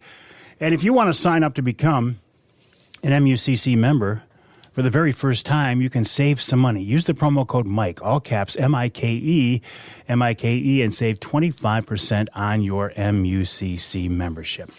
We're talking right now with Captain Pat Salas of Hook One Charters out of Marine City on the St. Clair River. Pete, a stupid question for you. Does that river ever freeze, or is there enough current that you're fishing out there all winter long? Yeah, it does not freeze. Typically, there's enough current, and then there's some factories and stuff up north that discharge warm water. What does happen, though, is you run into Lake St. Clair freezing, and then when spots up in Lake Huron break loose, whether it's up on the beach or even up in Saginaw Bay, when those break loose, the current brings them down. So what we run into is a giant ice jam. We get a bunch of jammed ice, which means you can't get the boats out, but it's also not nearly safe enough to go out there and ice fish. So then that's when we get kind of stuck into a dead period. But until then, our boats are in the water. They're right next to the shop, and we fish up until ice ends. And you're actually running polar crafts, aren't you? Yeah. Yep. We run the polar craft. We have the 2010 Outlander, the center console version. It's honestly, man, it's the ideal riverboat. We move fairly good for where we're at. In the river, we don't deal with many crosswinds, so the Outlander is not the deeper of the two. But the boat's really good, and there's so much room for jigging on that thing. And is that what you're doing on these trips? You're primarily jigging. Do you troll at all? I troll a little bit, Mike, but I'm a jig fisherman at heart, man. I'm a river rat. I was born here in Marine City. I learned vertical jigging. But we do troll. I like to go out in Lake St. Clair and troll. That's actually coming up. I think the fall on Lake St. Clair is one of the most underrated fisheries that we have. I think the fall fishing out there is very good. The numbers are good. The size is good. You'll have an occasional 50-inch muskie just bury one of your walleye boards while you're waiting for walleye. So that's a super cool fishery that we troll. And to be honest, Mike, there's a little something that's been going on in the river the last 2-3 years, trolling salmon behind the offshore boards. And that's been really good for us. Body bait, spoons, stuff like that. And usually that's an early spring thing, but we do a lot of trolling there too, and as well as bottom bouncers and drift fishing in the river. Well, I'm still thinking about this trolling for walleye in the fall and having a big muskie come up and take it. What a thrill that would be. Do you land those fish? Yeah. Yeah, we usually land them, and sometimes we have to land them in the little walleye net because you know how it goes. If you pack a muskie net, you're not going to catch one. Sure. So you leave the muskie net at home, and then next thing you know, your board goes underwater, and you know right away they don't make 50-inch walleyes. So you know what you got on. Wow. But it's a super cool fishery, man. A lot of it, it's a lot of crankbaits, a lot of bandits, husky jerks. The Berkeley hit stick's been good to us. But you go out there and you troll, and I'll tell you what, Mike, a funny story real quick. I spent 17 hours in 2 days out trolling the Canadian shoreline for muskies out there on Lake St. Clair. Got one bite, didn't land the fish, barely had a bite, whatever. The next 4 trips out on St. Clair walleye trolling, we caught 4 muskies over 48 inches, all on walleye baits. Well, there you go. There's your answer right there. So, yeah, there you go. That's how you muskie fish Lake St. Clair. Well, when I hear you describe this fishery, though, it is so cool because, I mean, I love my Saginaw Bay walleye fishing, but that's what we're doing. We're fishing walleye. Occasionally we'll get a pike or something else. But you're targeting pike, walleye, silverfish, sturgeon, I mean, muskies, everything. Yeah. I mean, it's truly one of one of the most special places in Michigan to come fish. I mean, the Lake St. Clair area, it's one of the largest freshwater deltas in the world. So you have an area that all this water coming from wherever it's coming from up north is coming down into Lake St. Clair, into the deltas, and that's why we get so many fish. We have so many different types. See, people don't realize is how many different types of bait come swimming through the river, and that's the most important part. The fish is going to follow the bait. So we have all this bait that comes through our river, and a lot of the times by the time it gets to Lake St. Clair, the water's too warm. So the bait just kind of sits in the river before it goes back out to Lake Huron where it's cold. So that's where we run into, we get our trout, we get our salmon, we get our whitefish. As soon as that water drops below 50 into the 40s, you get a ton of those type of fish. Then your walleye fishing is in the spring. There's millions and millions.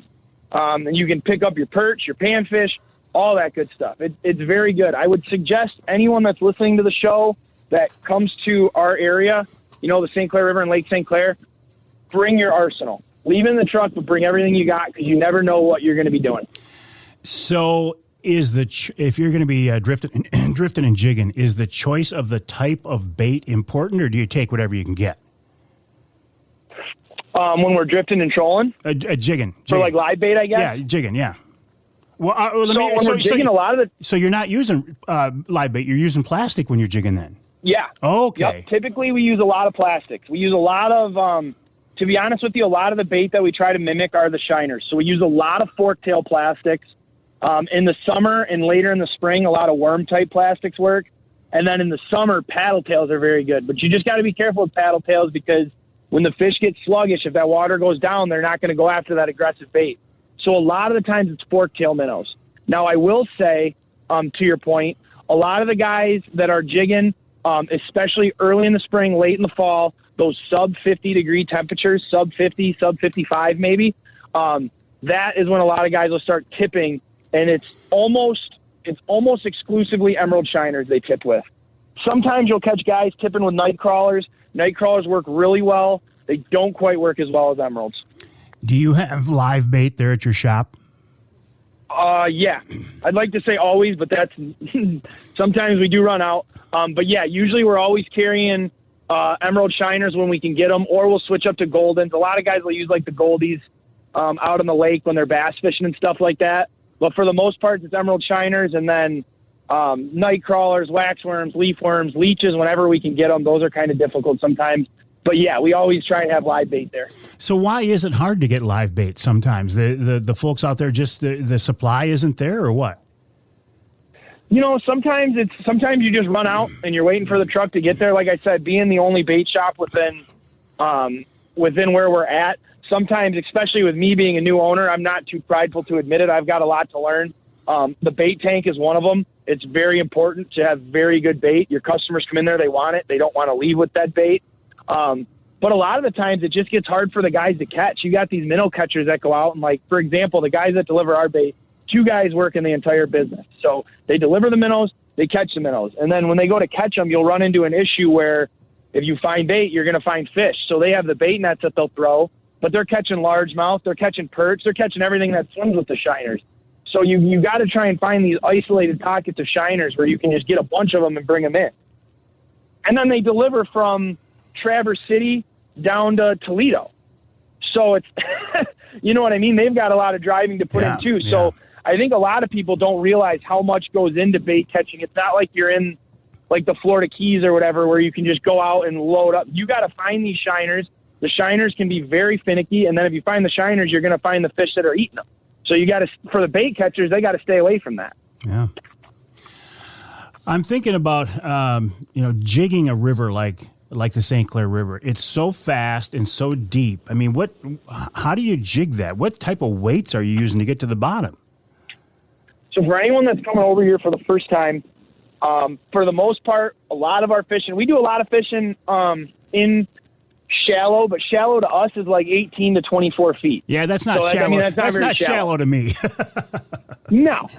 So, and our deep fishing is 30 to 40, 50, 60. Guys are up in Lake Huron right now in 65, 70 jigging. So rule of thumb is when you first come up here, if this is your first time up here, if you're not comfortable, the biggest thing is going to be your bow control. So come up here with a 1 ounce jig. drop a 1 ounce jig. It's going to be the easiest way to feel bottom. It's going to be the fastest way down to bottom, and it's going to be the easiest way to help you start controlling your boat.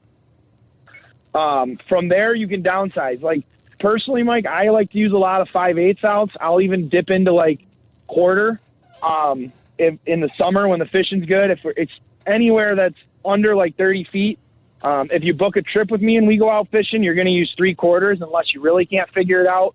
Then we'll tie on an ounce. It's not easy. You know, I don't want to say it's not easy. I run into a lot of guys that kind of have a little bit of embarrassment. They're like, oh, you know, I can't feel bottom. I can't do that. Believe me, it's a huge learning curve. I benefited because I got to grow up on this river with some great friends, some great people that helped me out, and I'm still learning every day. So I suggest coming with heavier jigs. Don't be embarrassed. Don't be afraid to try different things and new things. You know, just because someone at the boat launch is using a smaller jig or a different weight, don't let that decide what they're going to do. Come over here with a 1 ounce jig, pound the bottom, and typically you'll find success doing that. Yeah, because the main thing is you want to be on the bottom, right? If it takes you a bigger jig to get there, then that's what you got to do. You have to be. And everybody thinks it's kind of just walleye fishing. As long as I've been fishing this river, Mike, it's been, you want to fish the bottom for everything. The perch are on the bottom, smallmouth are on the bottom, the muskie are on the bottom. Typically, the salmon will be suspended, but when we're vertical jigging, we catch them, you guessed it, on the bottom. So a lot of those fish that we catch in this entire river are on the bottom. So staying on the bottom and knowing where bottom is important. With that being said, the river's got a lot of history to it. There's a lot of snags in this river. So if you're on the bottom for too long and you're dragging that jig, you know, this isn't really a spot to jig troll. Some rivers you can do that. Not so much over here. If you drag the jig, most of the time you're going to find yourself catching the bottom. Pete, it's always a pleasure to talk with you. You've got a lot of energy, a lot of information, and I appreciate that. I will also let people know that they can hear more from you on the latest edition of the Polar Craft podcast. We're going to do that here soon as well. So, Pete, Pat Salas of Hook One Charters, the website, hookonecharters.com, hookonecharters.com. Always a pleasure, Pete. Appreciate your time. Mike, thank you so much, man. I always like coming on here and talking. I appreciate the opportunity to let me talk to some people, and hopefully we get to see some of these listeners in the shop here this fall and this spring. Excellent. I will look forward to that. We'll take a break here in the Outdoor Magazine Show. When we come back, a few more topics to get to before we wrap it all up with wild game chef extraordinaire Dixie Dave Minar. That's right here on Outdoor Magazine.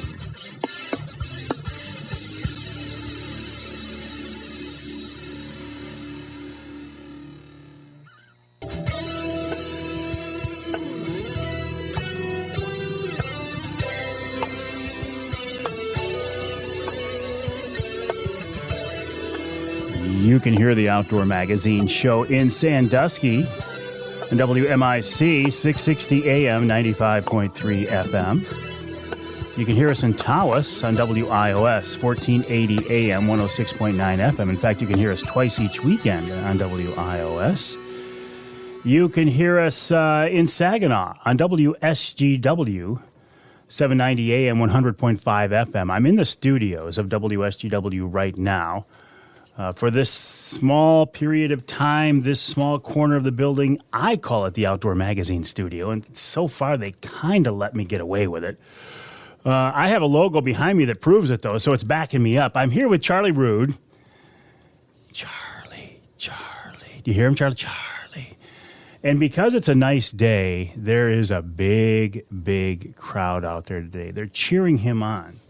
You know, I at first I thought the crowds were there for me. I should have known better. They're here for Charlie because when we leave, I drive by them and they wave to me, but that's about it. I think they're waving. They're doing some kind of a gesture here. I'm hoping it's a wave. But when Charlie leaves, the signs come out and the people bring their babies out to be kissed by him. It's almost disturbing, the amount of accolades they give Charlie when he leaves.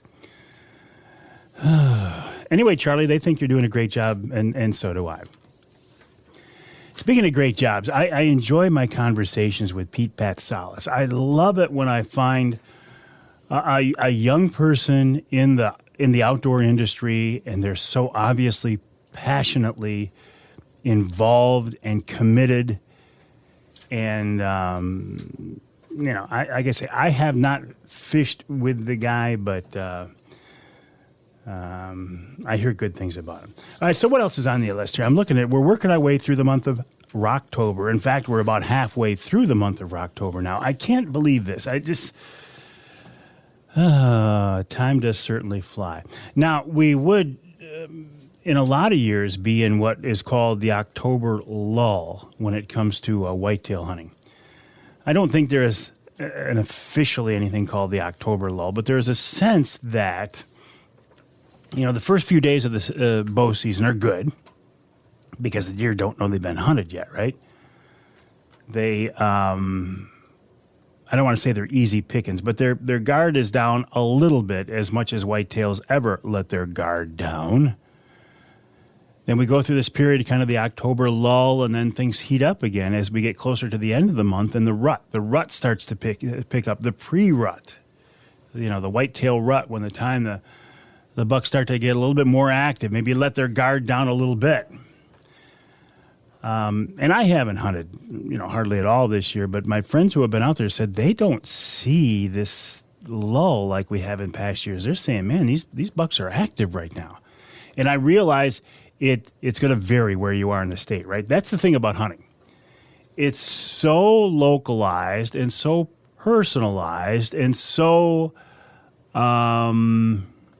it depends on where you are. It's so intimate's not the word I want to use, but it really, if you saw deer on a particular sit, it was a good hunt, right?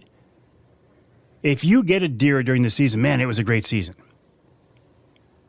Your neighbor over on the next section, it might be hurting.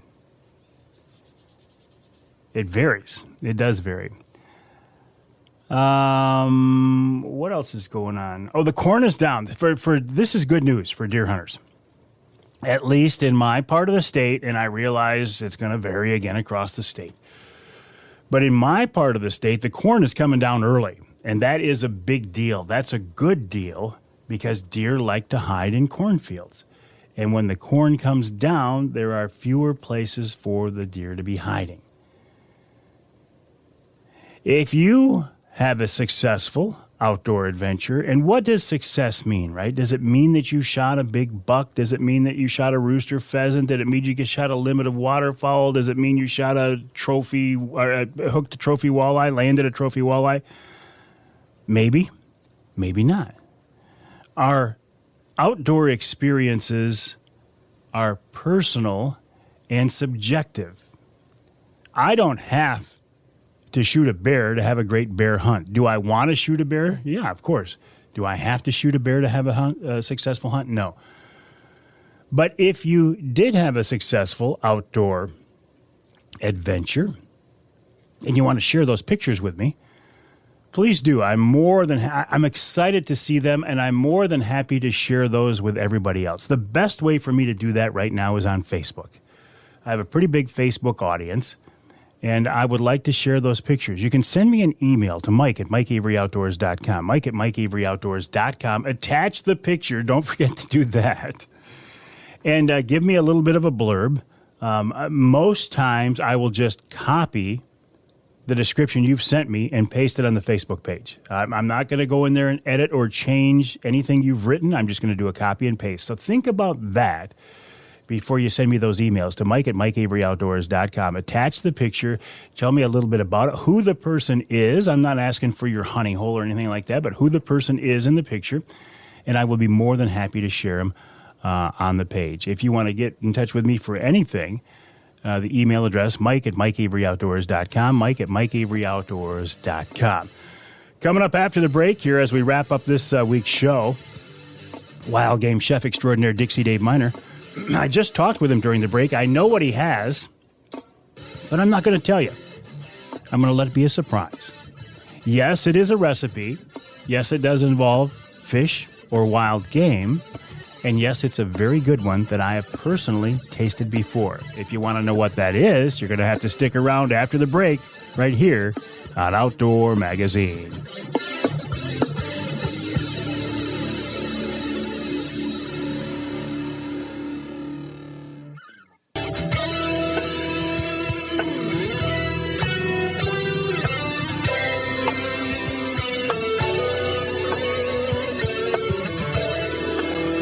Welcome back to Outdoor Magazine. This segment of the show brought to you by Reader Landscaping. Reader can take care of your lawn and property because it's your nature and our nurture. Let Reader create an outdoor getaway in your backyard as they have for me. Check them out online at readerlandscaping.com. That's readerlandscaping.com.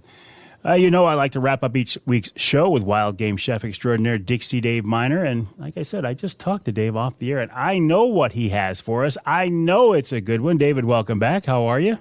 I'm doing very good. Mike, you asked me last week how our puppy's doing. Yeah. Well, he's a week older now, and now he's turned into a four-legged land shark. My God, can he play hard. It's been 7 years since I had a puppy, and I forgot how fun they are. Oh, that's wonderful to hear. And he's no small dog, is he? No, he's pushing over 50 pounds now. He gained 8 pounds the week before, and I'm sure he's gained more now. Wow. Well, anyway, I'm just thinking that's a lot of dog. Anyway, this recipe you have for us this week, I remember this from the old TV show, Dave. My God, Mike, I was just telling you earlier that I bet you we did this well over 20-some years ago. Nah, that's impossible. No, that's impossible because I'm only 32. Yeah, I know you started early in the broadcasting business. That's right. Yeah. Me too. I'm just pushing 34. So what is it, David? Anyway, it's a venison roulade, and it's a German-style dish. I used to work in a German restaurant where they made this with beef, and I adapted it. We sold this for a long time back when, is a venison roll-up, a roulade. So this will be for 4 portions. You need about 2 pounds of venison round steak because you need a larger piece of meat, and so that's going to work really good for this.